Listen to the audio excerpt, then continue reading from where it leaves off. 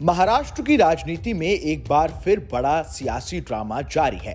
पिछले 4 सालों में अब तक 3 मुख्यमंत्री और लगातार बदलते सियासी घटनाक्रम का गवाह रहे राज्य में एक बार फिर राजनीतिक बदलाव की अटकलों का बाजार गर्म है।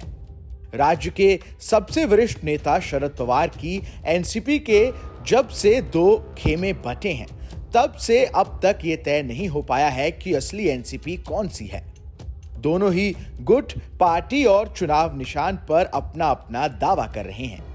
विधानसभा में विपक्ष का नेता भी अभी तक तय नहीं हो सका है। दोनों धड़ों के नेता आपस में मेल मुलाकात भी कर रहे हैं, लेकिन इस बीच कुछ खबरों ने राज्य में नई सियासी उथल-पुथल की सुगबुगाहट दे दी है। जानकारों के मन में सवाल है कि क्या शरद पवार इंडिया गठबंधन से अलग खिचड़ी पका रहे हैं या फिर अजीत पवार बीजेपी से अलग कुछ सोच रहे हैं। दरअसल इन खबरों की वजह पिछले दिनों हुई 2 राजनीतिक घटनाएं हैं। पहली एनसीपी मुखिया शरद पवार की बिजनेसमैन गौतम अडानी से मुलाकात और दूसरी डिप्टी सीएम अजीत पवार का केंद्रीय गृह मंत्री अमित शाह के कार्यक्रम में शामिल न होना। शनिवार 23 सितंबर को शरद पवार कारोबारी गौतम अडानी के साथ नजर आए थे। दोनों अहमदाबाद में भारत के पहले लैक्टोफेरिन प्लांट के उद्घाटन के मौके पर पहुंचे थे। इसके बाद शरद पवार गौतम अडानी के घर और ऑफिस भी गए। शरद पवार ने खुद इस मुलाकात की तस्वीरें ट्विटर पर शेयर की।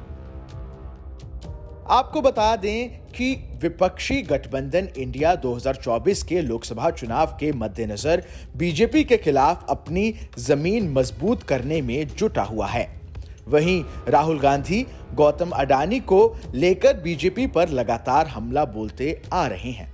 ऐसे में शरद पवार की अडानी से मुलाकात से ऐसे संकेत मिले हैं कि इंडिया गठबंधन को लेकर शरद पवार के मन में कुछ चल रहा है। हालांकि शरद पवार सियासत में कब क्या चाल चलेंगे, ये समझ पाना किसी के लिए भी आसान नहीं है।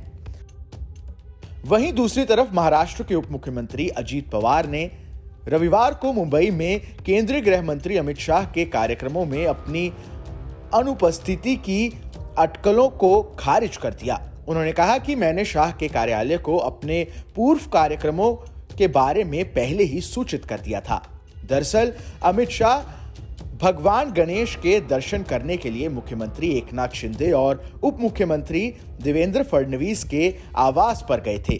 वो मशहूर लालबागचा राजा पंडाल भी गए। बाद में उन्होंने मुंबई विश्वविद्यालय में व्याख्यान दिया। आपको बता दें कि शरद पवार और अजीत पवार गुट पार्टी और चुनाव निशान को लेकर भी आमने सामने हैं। अजीत पवार का दावा है कि उन्होंने एनडीए सरकार के साथ आने से पहले ही 30 जून को शरद पवार को एनसीपी अध्यक्ष के पद से हटा दिया था। गौर करने वाली बात यह है कि इस सियासी लड़ाई के बावजूद दोनों गुटों के नेता आपस में मुलाकात कर रहे हैं। यहां तक कि शरद पवार और अजीत पवार ही 2 बार मुलाकात कर चुके हैं। शरद पवार ने भी सरकार में मंत्री बनने वाले 9 विधायकों के खिलाफ अयोग्यता याचिका फाइल की। इसमें अजीत पवार का नाम शामिल था। 41 विधायकों को अयोग्यता का नोटिस जारी हो चुका है, जिनमें अजीत पवार भी शामिल हैं। पवार गुट के भी कई विधायकों को नोटिस दिया गया है। चुनाव आयोग में सुनवाई की तारीख नजदीक आ रही है। 6 अक्टूबर से ये सुनवाई शुरू होगी। ऐसे में सियासी पंडित भी भ्रम में हैं कि आखिर क्या होने वाला है। Bureau report, team news nation.